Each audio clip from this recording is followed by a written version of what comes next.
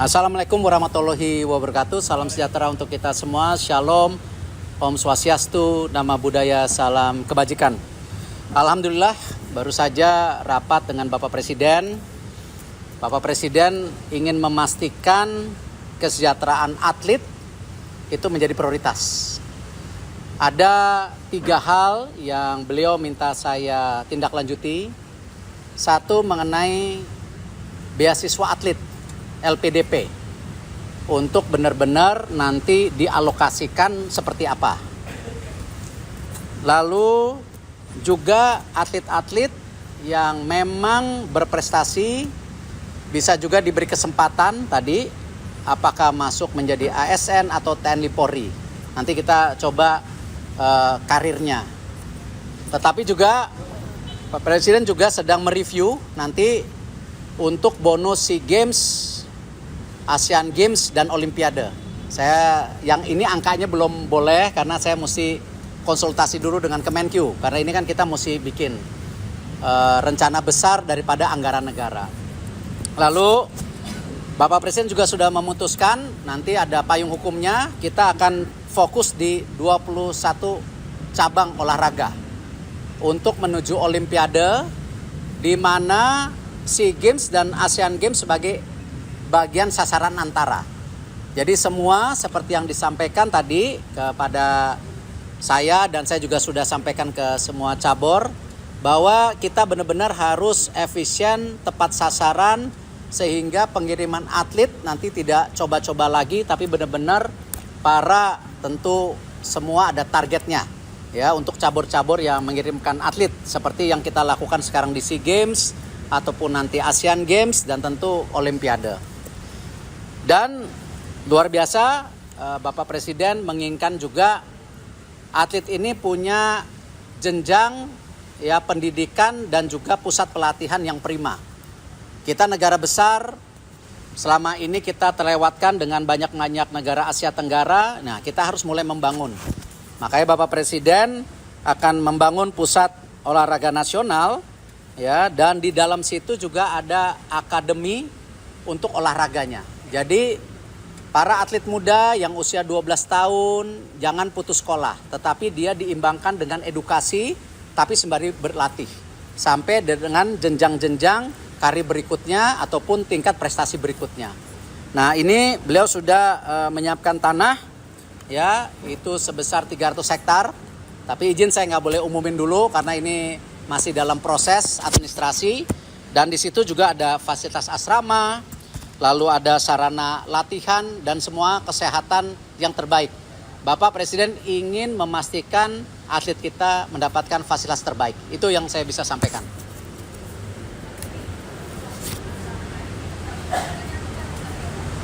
Tadi kan payungnya 21 cabang olahraga.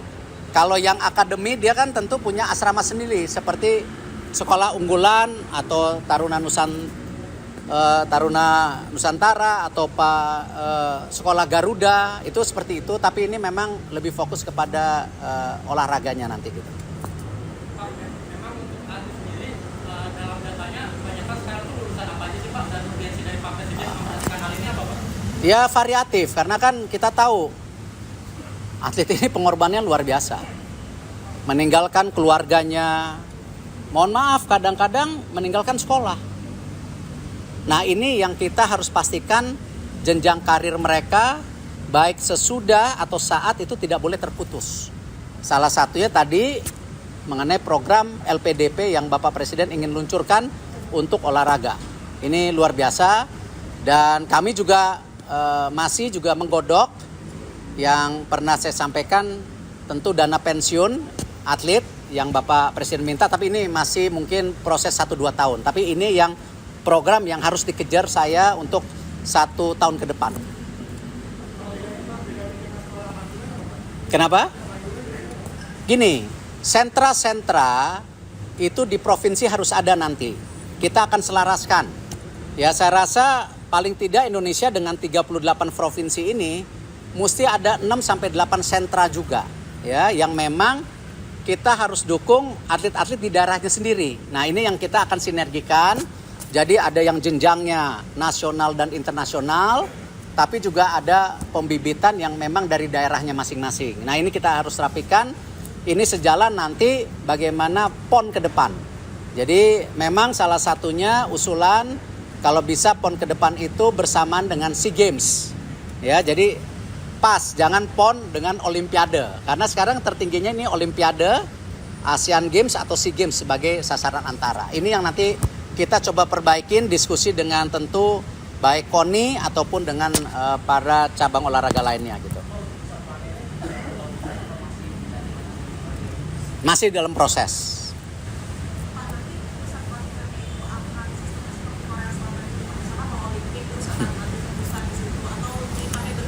Bapak Presiden menginginkan tentu sebuah sistem pembinaan yang konsisten dan jangka panjang.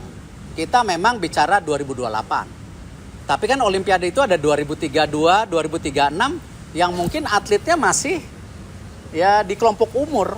Nah, inilah kenapa Bapak Presiden juga ya kemarin saya sempat benchmarking ke Inggris, diminta Bapak Presiden, kayak di Inggris itu pemerintah Inggris punya dana alokasi buat cabang unggulan. Ya, angkanya juga saya nggak usah sebutin, nanti Google sendiri, angka yang luar biasa. Kenapa?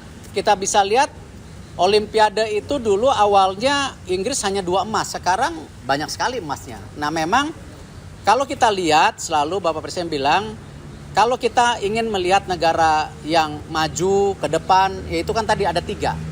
1, memang ekonominya tumbuh. Kedua, tentu pertahanannya yang baik. Yang ketiga, ya olahraganya masuk dalam kategori yang berprestasi. Nah disinilah Bapak Presiden ingin ada kesinambungan. Makanya nanti salah satunya ada program khusus buat atlet-atlet elit ini untuk berprestasi. Apakah di luar negeri, apakah di dalam negeri, ataupun kita membiayai di berbagai turnamen yang memang sesuai dengan garis besar daripada olahraga ke depan. Dan itulah tadi saya sampaikan ke Bapak Presiden, tentu DBON yang sudah ada, nanti kita juga revisi sedikit ya. Karena nanti ada promdek, kita juga nggak mau nanti 21 cabur ini berleha-leha karena udah masuk, ya tidak memikirkan prestasi, hanya budget saja. Nah ini mesti ada promdek, ada mungkin 3-4 cabur nanti yang akan menunggu. Jadi kalau cabur yang besar, lengah, tidak berprestasi, cabur yang di bawahnya ini akan bisa menggantikan cabur-cabur yang 21 ini. Ini saya rasa tepat, sehingga semua pimpinan cabur, KONI, KOI harus bersatu. Dan saya kembali ditekankan juga tidak ada lagi dualisme di cabang olahraga. Saya sudah mengirimkan surat kepada KOI dan KONI untuk musyawarah dalam mufakat, sehingga di Desember ini bisa tuntas, kalau tidak di bulan Januari nanti kita ambil alih. Pak, terkait dengan cabur 14 ini Pak, ini Sebagai apa? Sebagai apa dulu? Sebagai apa nih?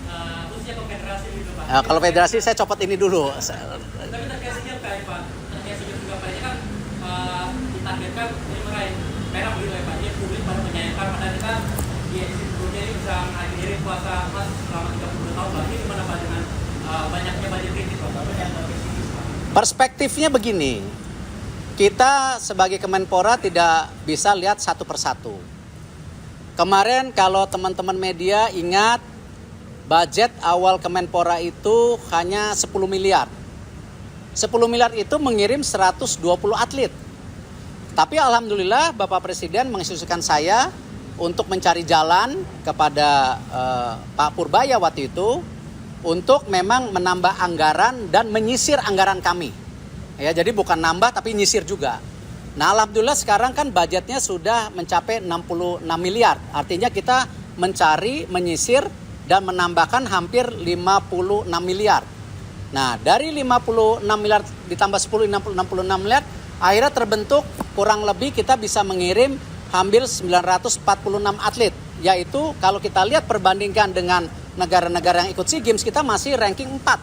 Karena di atas kita ada Thailand 1.800 atlet kalau tidak salah, ada Filipina 1.000 lebih, ya 1.200, lalu ada juga Vietnam, dan kita keempat. Nah targetnya kita memang di ranking 3.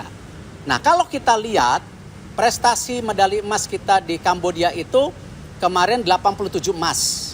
Dan menariknya SEA Games itu tidak ada konsistensi daripada nomornya.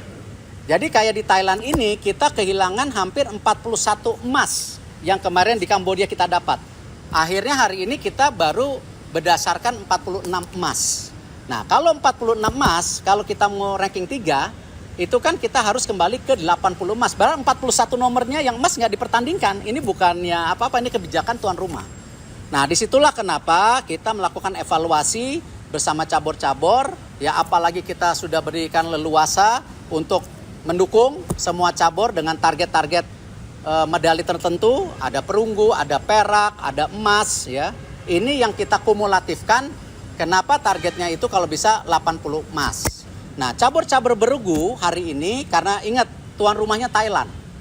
Ya, ini memang target-target yang tentu kita bisa dapatkan baik di futsal, baik di bola basket atau voli ataupun sepak bola. Ya, kita harus melihat bukan pesimis karena memang tuan rumah pasti ingin juara sepak bola, ingin juara bola basket dan lain-lainnya. Artinya apa? Angka-angka ini ya memang angka prediksi saat ini. Tapi apakah dari Kemenpora tidak mendukung federasi untuk mengirim atlet terbaiknya dan komposisi terbaik kita sudah lakukan tadi dengan 946 atlet dengan anggaran 66 miliar. Jadi ini kita dorong. Nah, cuman ya kita harus realitas. Tapi kalau ternyata target-targetnya di atas targetnya, alhamdulillah. Tapi ini juga sama cabur-cabur yang targetnya hiperbol, ya, yang mestinya perunggu janjinya emas. Ini juga sebagai evaluasi untuk SEA Games 2027, Asian Games, dan kedepannya Olimpiade. Jadi itu yang saya bisa sampaikan. Jadi saya tidak bicara friksi atau bagian per bagian daripada cabur itu.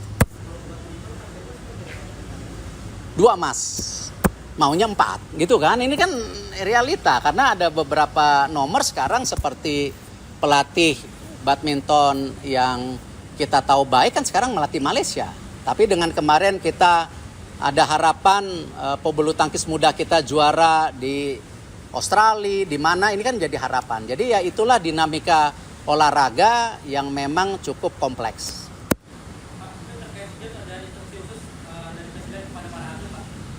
Nanti kita tunggu ketika Bapak Presiden melepas secara resmi, kita tunggu tanggalnya. Ya, insya Allah Bapak Presiden akan melepas secara resmi di Istana Merdeka, tapi kita tunggu tanggalnya.